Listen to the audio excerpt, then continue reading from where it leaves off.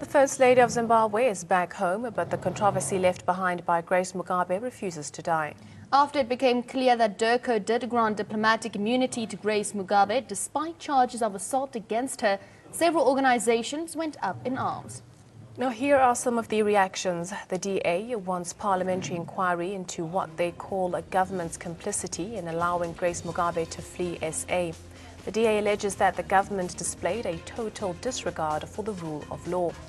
AfriForum, the organization assisting the assault victim, plans to bring a review application to set aside the decision to grant diplomatic immunity. They say that if the review plea succeeds, doors will be opened for the NPA to prosecute Mrs. Mugabe. But if the NPA refuses to prosecute, AfriForum is ready to go ahead with private prosecution on behalf of the victim. NFP too questioned if SA has a justice system which doesn't discriminate the poor or rich and makes dignitaries account. We have seen that Mrs. Mugabe gets away, literally in some instances, with murder, and we cannot support or condone that. And we've been approached by the victim in this matter for the very simple reason that the victim also wants to see justice. She's not interested in politics.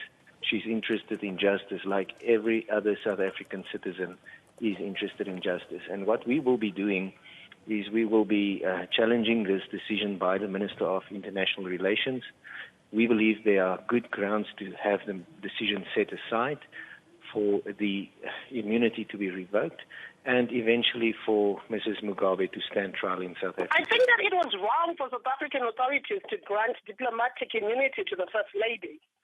Her alleged criminal acts does not warrant diplomatic immunity. Diplomatic immunity is not supposed to protect impunity.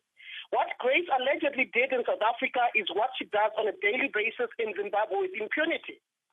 Diplomatic immunity is usually offered to individuals whose crimes involve interests of their states and not protecting perpetrators of violence. And I actually think that diplomatic immunity laws must be changed in Africa because murderers hide behind it.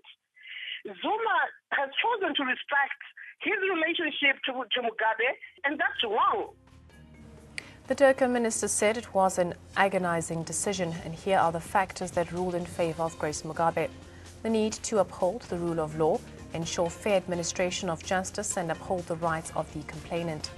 The need to maintain good intergovernmental relations with the SADC region, in particular with Zimbabwe.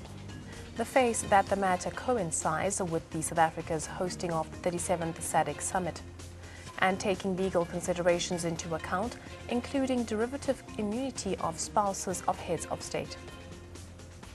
I think what the immunity granted to the First Lady of Zimbabwe, it is within the confines of the Constitution of the Republic of South Africa, and any person that qualifies to get immunity, then she qualifies to get that immunity. And then I don't think it's something that it's very deep.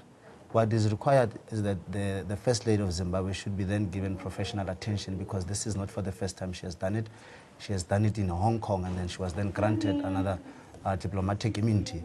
So it seems like it's a trend on what she's doing.